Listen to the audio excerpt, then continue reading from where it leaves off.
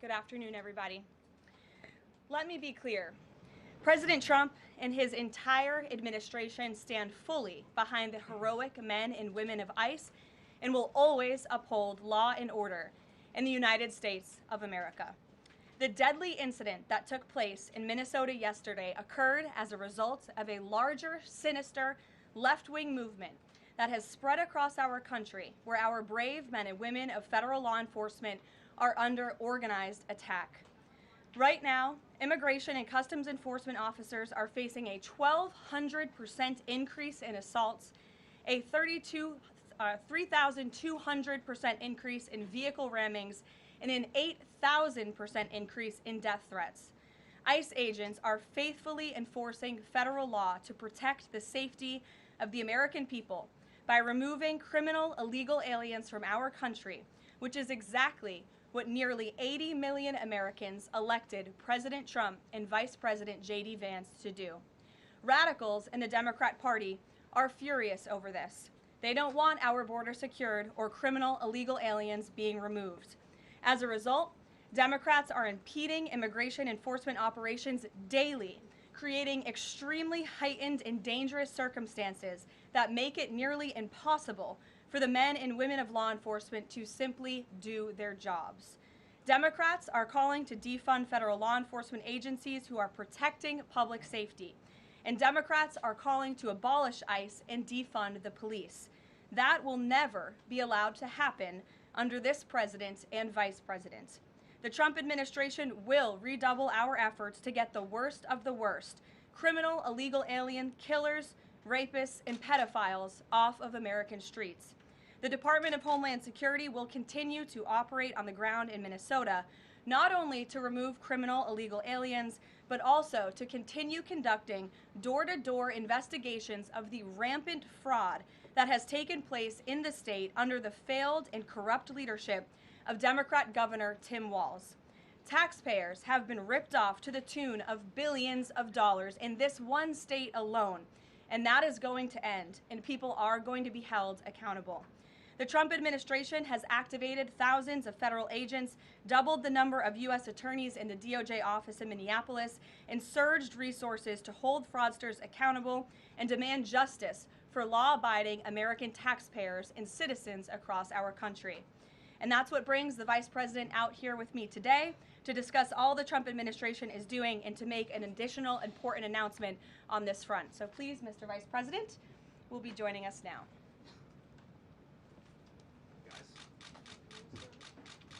Thank you. Great. Well, good afternoon, everybody. And I want to echo some of what Karoline said about what we're doing to combat the rampant fraud that exists in our immigration system, thanks to failed politicians and thanks to people who allowed the American taxpayer to be taken advantage of for far too long. I think it's important to understand why this matters to the American people. I am a father of 3 young kids, a lot of people in my generation. What is that going on there? Is that normal? Okay. CNN installed this broken camera just to throw me off my game, but it's not going to work. So here's the simple fact here. If you're a young parent struggling to afford childcare in the United States of America, there are programs that we have to make it easier for your kids to get in daycare, for your kids to get in preschool. Those programs should go to American citizens, not be defrauded by Somali immigrants and others. Make it hard for you to get the access to the resources you need. But number 2, making it easier for people who shouldn't even be in this country to fleece the United States and our taxpayers to begin with. We have actually activated a major interagency task force to make it possible to get to the heart of this fraud. We have Department of Agriculture resources that are focused on SNAP fraud so that people who need food benefits can get them, but illegal aliens and other fraudsters don't.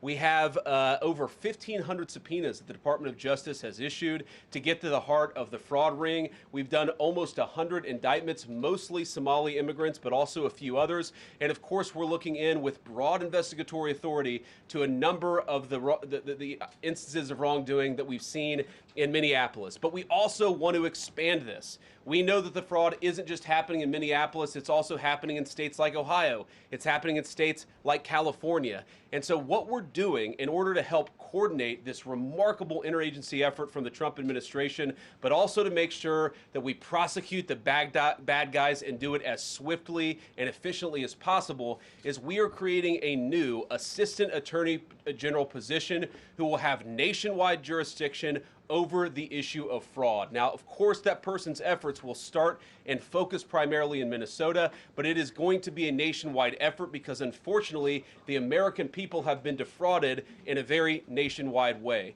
I want to thank a couple of people for their cooperation, in particular Pam Bondi, our Attorney General, first of all, for getting a lot of resources to Minneapolis to start to investigate and prosecute this fraud, really at an industrial scale. We've never seen fraud like this in the history of our country. Pam has been doing a great job to get the resources there to uncover it, but importantly, creating a job like this often takes months, sometimes even longer. When we realized that we needed this Associate Attorney General position, Pam got this person up and running in about a week. We're going to make the nomination hopefully in the next few days. We'll obviously let you guys know who that is when we do it. I've talked to Senate Majority Leader John Thune, who has promised me swift confirmation for this official, but this is the person who is going to make sure that we stop defrauding the American people. And here's one final thing I'll say about this. I've heard a lot of people say that we need a special counsel to investigate fraud in the United States of America. I actually agree, and that's what this position does. It has all the benefits, all the resources, all the authority of a special counsel, but with two crucial differences. Number one, it will be run out of the White House under the supervision of me and the President of the United States. And number two, it's actually constitutionally legitimate. As you guys may know, the special counsel statute has some major constitutional questions. When we get the bad guys, we want to make sure we get them permanently and they don't have some legal technicality they can get out of, which is why we set it up as an Associate Attorney General. I'll take some questions, but I want to make just one final observation here. When I was actually walking out here, somebody sent me a photo of a CNN headline about what happened in Minneapolis. And this is the headline. I'm just going to read it. Outrage after ICE officer kills U.S. citizen in Minneapolis. Well, that's one way to put it, and that is the way that many people in the corporate media have put this attack over the last 24 hours. And I say attack very, very intentionally because this was an attack on federal law enforcement. This was an attack on law and order. This was an attack on the American people. The way that the media, by and large, has reported this story has been an absolute disgrace, and it puts our law enforcement officers at risk every single day. What that headline leaves out is the fact that that very ICE officer nearly had his life ended, dragged by a car 6 months ago, 33 stitches in his leg. So you think maybe he's a little bit sensitive about somebody ramming him with an automobile? What that headline leaves out is that that woman was there to interfere with a legitimate law enforcement operation in the United States of America. What that headline leaves out is that that woman is part of a broader left-wing network to attack, to dox, to assault, and to make it impossible for our ICE officers to do their job. If the media wants to tell the truth, they ought to tell the truth that a group of left-wing radicals have been working tirelessly, sometimes using domestic terror techniques to try to make it impossible for the President of the United States to do what the American people elected him to do, which is enforce our immigration laws. The President stands with ICE. I stand with ICE. We stand with all of our law enforcement officers. And part of that is recognizing that you people in the media, not everybody in this room, but many people in this room have been lying about this attack. She was trying to ram this guy with her car. He shot back. He defended himself. He's already been seriously wounded in law enforcement operations before, and everybody who's been repeating the lie that this is some innocent woman who was out for a drive in Minneapolis when a law enforcement officer shot at her, you should be ashamed of yourselves. Every single one of you. Questions? Thank you, Mr. Vice President. I wanted to read a quote from Tim Walls earlier today. He said, "When things looked bleak, it was Minnesota's first that held the line for the nation on July 3rd, 1863, and I think we may be in that moment now." Can you comment on his rhetoric and Mayor Jacob Frey and whether they want to see unrest in Minneapolis? Well, that's very tough rhetoric from a guy who just quit because his fraudulent activities have been uncovered. Look, Tim Walls is a joke. his entire administration has been a joke. The idea that he's some sort of freedom fighter, he's not. He's a guy who has enabled fraud and maybe, in fact, has participated in fraud. That's what this new Assistant Attorney General position is going to find out. I don't care what Tim Walz says. I care about getting to the bottom of this fraud for the American people, and I care about enforcing the nation's immigration laws. That's what we're going to stay focused on. On a related question here, I mean, Democrats have accused ICE of murder. They've said they're targeting Americans. They've told ICE to get the F out of Minnesota. This is going to stoke the fire against ICE agents, and you're talking about ICE agents right now and being concerned about them.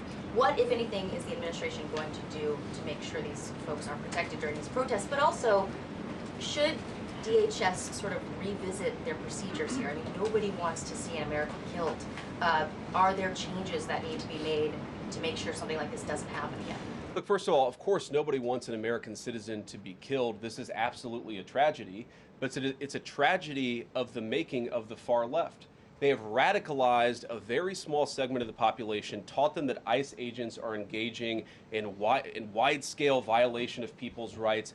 What our ICE officers are doing is deporting the millions of criminal aliens that were let in during the Biden administration. So number one, we have to say, as a matter of leadership, and I would appreciate if the Democrats would join me on this, let's be honest about the fact that we have way too many illegal aliens in this country. Our ICE officers should be supported in doing their job. You're trying to actually marshal the far left lunatic fringe to engage in doxing, to try to make it impossible for them to enforce the law, and in some cases actually to engage in acts of domestic terrorism against our law enforcement officers. When you talk about different plans, different protocols, different policies, I forget exactly how you asked the question. Here's the simple fact. What we're going to do is make it easier for the American people's administration to enforce the American people's law. And that means that Democrats have to stop rallying the mob against legitimate law enforcement operations, and that means that we are going to get tougher, and that's what this AAG position is about. We're going to get tougher at the people who are defrauding the United States by inciting violence against our law enforcement officers. That's one of the things that we're going to do. We've already started that work at the Department of Justice, but we're going to keep on doing it, and this new AAG position is going to kick that into high gear. Vice President Vance, you just suggested that this woman who was killed, Renee Good, is part of a broader left-wing network. Who do you think is behind this broader left-wing network? Well, it's one of the things we're going to have to figure out, but here's the way that I put it. When somebody throws a brick at an ICE agent, or somebody tries to run over an ICE agent, who paid for the brick? And who told protesters to show up and engage in violent activity against our law enforcement officers? You see, just with this most recent terrible incident in Minneapolis, you see friends of this woman's or other people who are eyewitnesses saying basically that she was there to engage in obstruction of a legitimate law enforcement operation. How did she get there? How did she learn about this? There's an entire network, and frankly, some of the media are participating in it, that is trying to incite violence against our law enforcement officers. It's ridiculous, it's preposterous, and part of our investigatory work is getting to the bottom of it. Who's funding it? Who's supporting it? Who's cheerleading it? And of course, if there's illegal activity related to that, we're going to get to the bottom of that and prosecute it where we can. Vice President, thank you for taking questions today.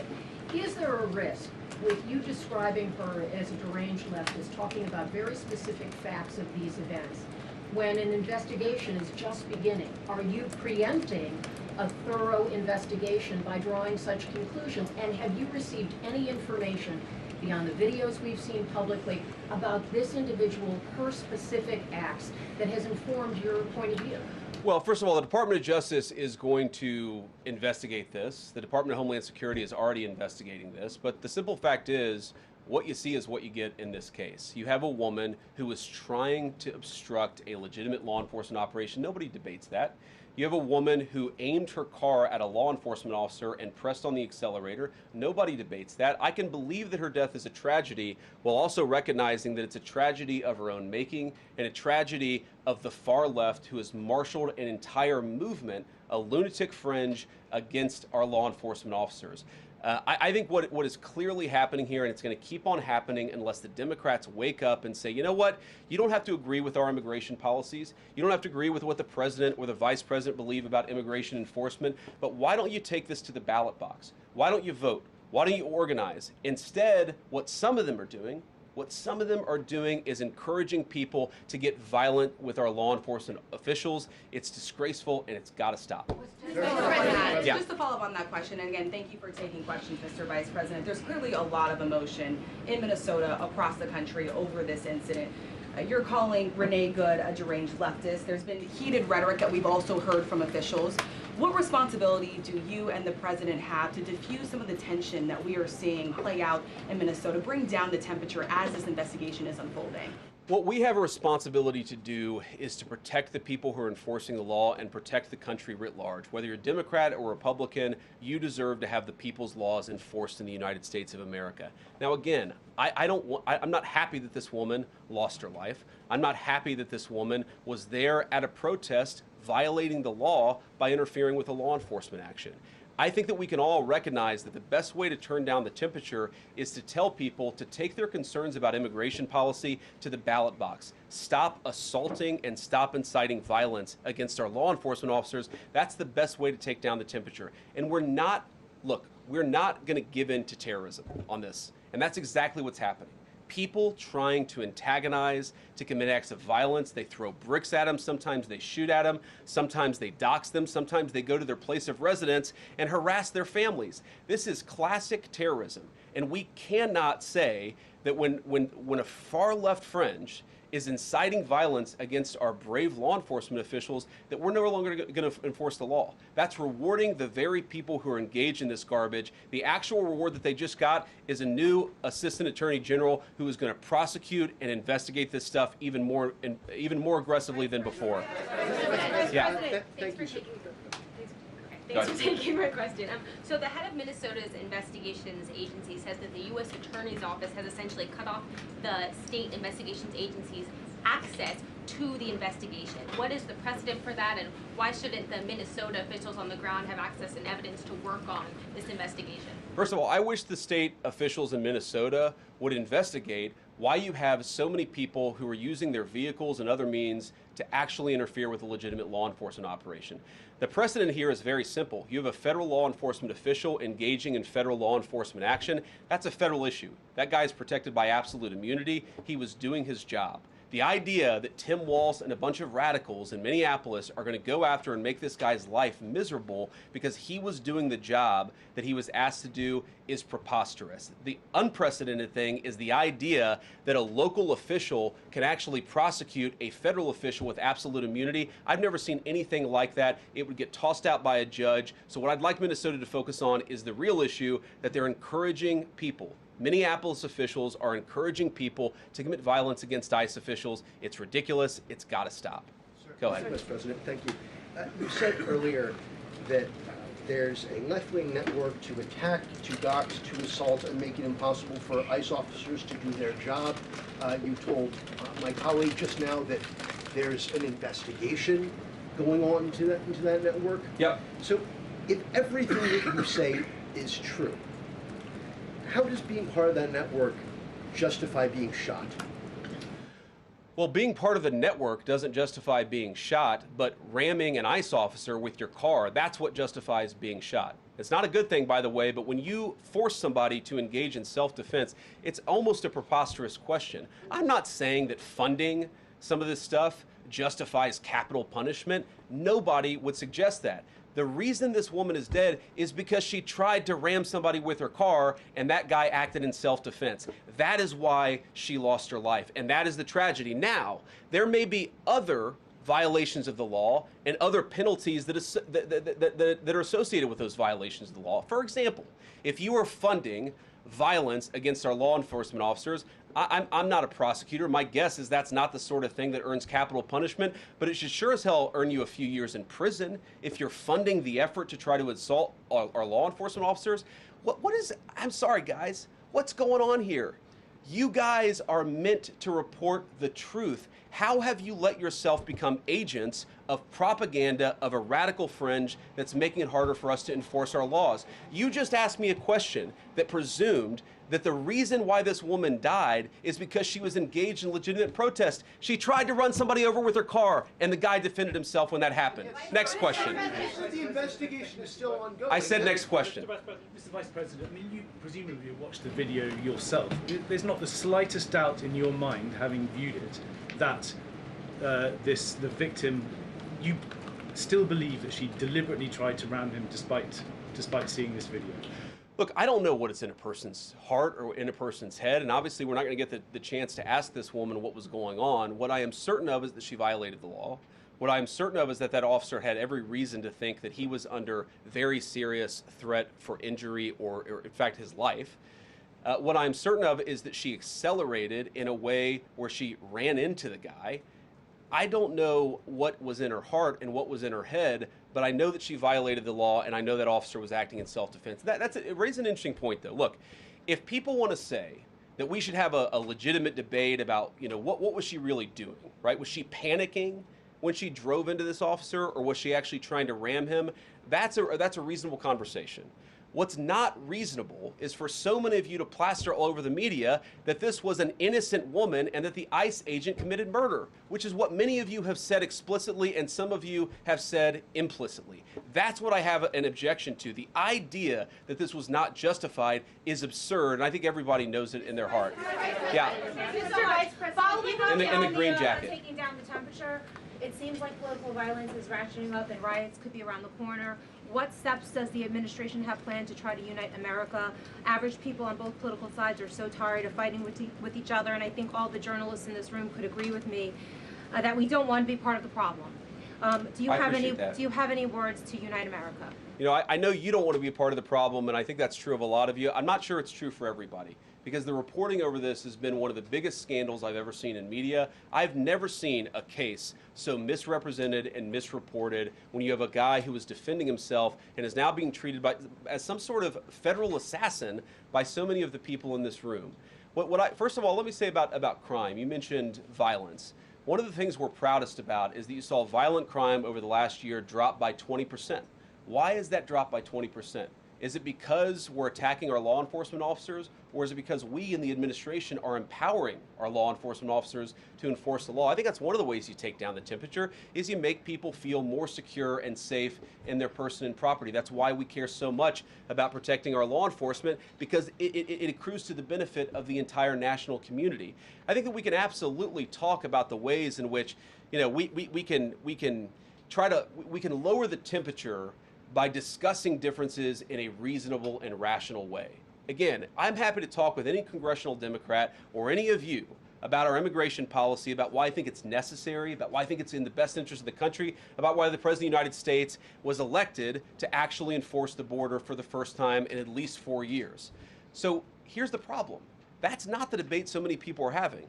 They are actively covering for people who are committing acts of violence against federal law enforcement. It is preposterous. The way to take down the temperature is to stop it. Have your debates about policy. Attack me. Attack the President of the United States. Don't attack our law enforcement officers. They are trying to do the job the American people demanded that they do. They are not policy actors. They are enforcing the law. They should be treated with a modicum of dignity and respect. And the fact that they're not is why incidents like yesterday happened. The one final point I'll make about this is, look, there's a part of me that feels very, very sad for this woman, not just because she lost her life, but because I think she is a victim of left-wing ideology. What young mother shows up and decides they're going to throw their car in front of ICE officers who are enforcing legitimate law? You've got to be a little brainwashed to get to that point to where you're willing, not just to protest, that's fine, not peacefully protest, but throw your vehicle in front of legitimate law enforcement officers and drive your car into them. To get to that point, you have to be, I think, radicalized in a very, very sad way. I certainly wish that she hadn't got there. I know there's an ICE officer right now who very much wishes he was not put in the position where he had to fire a gun to defend his own life. Yeah. Thank you, Mr. Vice President.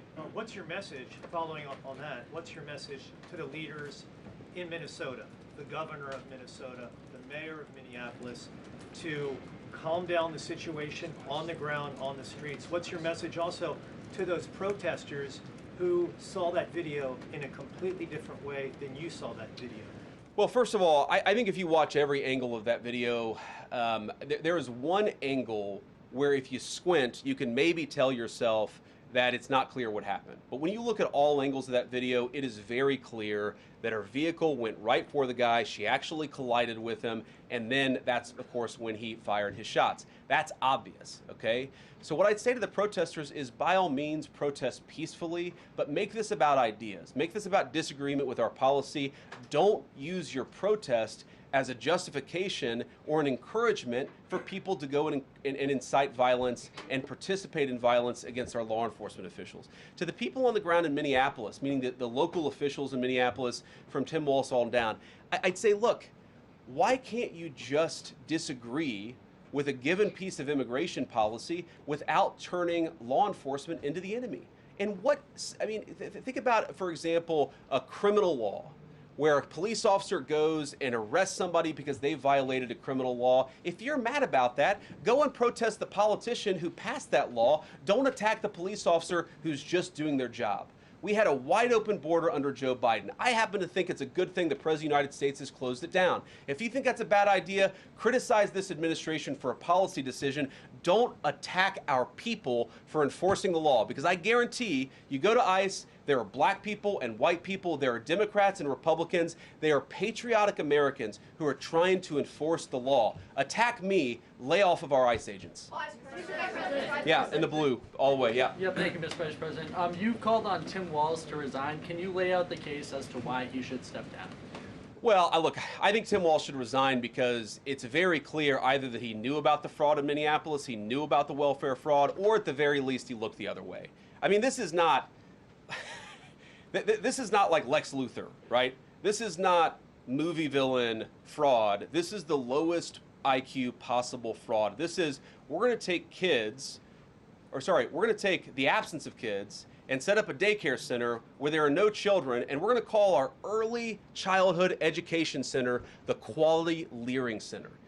By the way, if you can't spell learning, maybe you shouldn't be in early childhood education. But people got rich off of this. We know that there were schools who either had no enrollment or at least they overstated their enrollment. Tim Walz, either it was unbelievable incompetence or he was in on the fraud. That's one of the things we're going to get to the bottom of. Sir. Thank you, Mr. Vice President. Can you explain the difference between this Associate Attorney General and a special counsel? And do you envision this being a permanent position or having more of a limited scope? Well, it's going to be permanent until we get to the bottom of what's going on, so I think it's going to last for at least the remainder of the administration. What's different about it from a special counsel is, if you remember, the Jack Smith case where the special counsel was found unconstitutional, one of the big issues there is that that person was not an appointed person, completely aside from all the other issues that the person was a lunatic and that the case had no merit. There was a fundamental constitutional issue, which is that he had not been appointed by the president and he had not been confirmed by the United States Senate. An assistant attorney general, what that's going to allow us to do is appoint this person, have them confirmed by the Senate. That's one difference. The more substantive difference is that this person is going to be part of a very broad interagency White House that's being led from the President of the United States on down. And that's going to give him the resources, the access to material and information to make this person more effective. I think a lot of people have asked, how are you really going to get to the heart of the fraud? We've been asking ourselves that question for the past couple of months, and we think this is the critical piece at the Department of Justice to really ramp this fraud investigation into high gear. In the red tie, yeah. Vice President Vance, I wanted to ask, what's your message to far leftist agitators who feel emboldened to obstruct ICE activity in Minnesota and around the country? Well, I think they shouldn't feel emboldened because now they have an assistant attorney general who is going to prosecute and investigate their fraud and their violence more aggressively than it has ever been investigated in the United States of America. We are doing so much to try to find the financing networks and the domestic terrorism networks that legitimate this violence, that fund this violence, and that, of course, engage in the violence. These people should not feel emboldened because they have, for the first time, maybe in American history, an administration that is not going to tolerate political violence of any kind from anywhere. Yeah.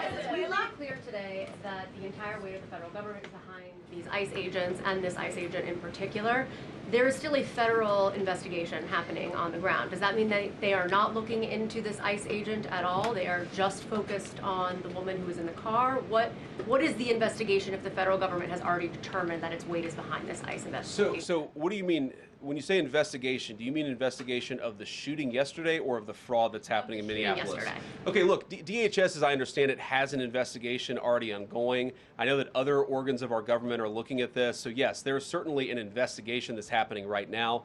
But as part of the broader fraud investigation, a lot of what we're doing with the Department of Justice has already started. We've got over 1,500 subpoenas. We've got people this morning, actually. We're going door to door to actually knock on some of these fraudulent care centers, these fraudulent social services organizations to get to the bottom of what's going on there. So the investigation in some ways has already been ramping up into the anti-fraud element for at least a few weeks. What we're trying to do is supercharge it and make sure there's a designated person within the Department of Justice who completely controls that particular focus. Just to follow up on that, Mr. Vice President, on the agent, is he still on duty or has he been placed on leave, on administrative leave? And what really was the target of the operation on Wednesday? ICE operation on Wednesday? Well, first of all, it was a legitimate law enforcement operation. We were going door to door to try to find criminal illegal aliens and deport them from the United States of America, because if you come to our country illegally in violation of our immigration laws, then we have the mandate, and in fact we have the legal duty to enforce those immigration laws. Whether he's been placed on administrative leave, I don't know the answer to that question. I'd refer it to the Department of Homeland Security and they can follow up. I will say, look, I would appreciate everybody saying a prayer for that agent. Look, in the past 6 months, he has been hit twice by a motor vehicle. One time, the first time, it led to over 30 stitches and very serious injuries to his legs. This is a guy who's actually done a very, very important job for the United States of America. He's been assaulted, he's been attacked, he's been injured because of it.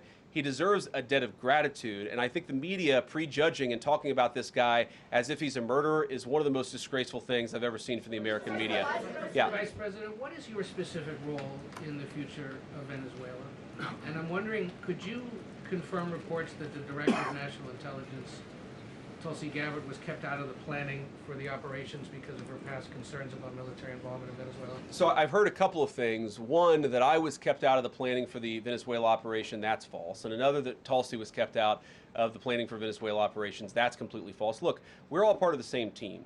And one of the things that is really amazing about that operation is that we kept it very tight to the senior cabinet level officials and related officials in our government, and we kept this operation secret for a very long time. I'm very proud of that. I think it suggests that the team works very well together. Well, looking ahead, what is my role? Look, my role is going to be whatever the president asks me to do. Well, every other day, I'm chairing the meeting that we do on this among White House principals to talk about next steps to try to ensure that Venezuela is stable, and as the president has directed us to do, to ensure that the new Venezuelan government actually listens to the United States and does what the United States needs it to do under our country's best interest. So I'm going to be as involved as the president wants me to be. So far, that's been very involved, and I'll keep on doing that so long as the president asks me to do it. In the purple. Yes. Even Mr. beyond the War Powers Sorry, resolution. we'll go purple and then we'll go pink or whatever that is in front. Royal purple. And then beige. All right. Okay. Are there any indications, you talked about the network, are there any indications that the lady who was shot, I know there are different reports from there, her wife said they were new to the area. Are there any indications she may have been a paid agitator, and maybe that there are others that were brought to the area, considering everything that's going on in Minneapolis? I wouldn't say that she was paid. I don't have the evidence to say that one way or the other. What I do know is that she was violating the law. And if you just look at the eyewitness accounts, they were saying she was there to prevent the enforcement of the law. She was trying to obstruct a legitimate law enforcement operation. That much is obviously clear. The rest of it, of course, is part of the reason why we investigate this stuff.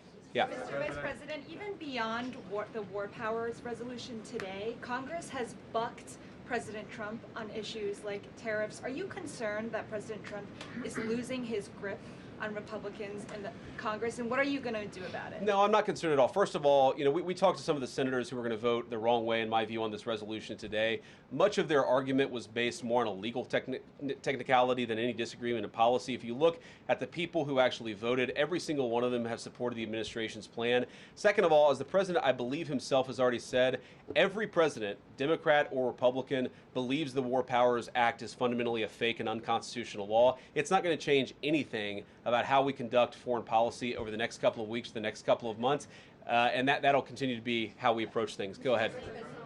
President. So we are seeing, regarding Iran, we are seeing the protests in Iran these days. The cities are begging for help from the U.S. and Israel, naming streets in the city after President Trump. It seems there is an opportunity here that may not come again. Will the United States stand by the citizens of Iran? And if Israel decides to strike again the nuclear sites in Iran, is the U.S. expected to take part?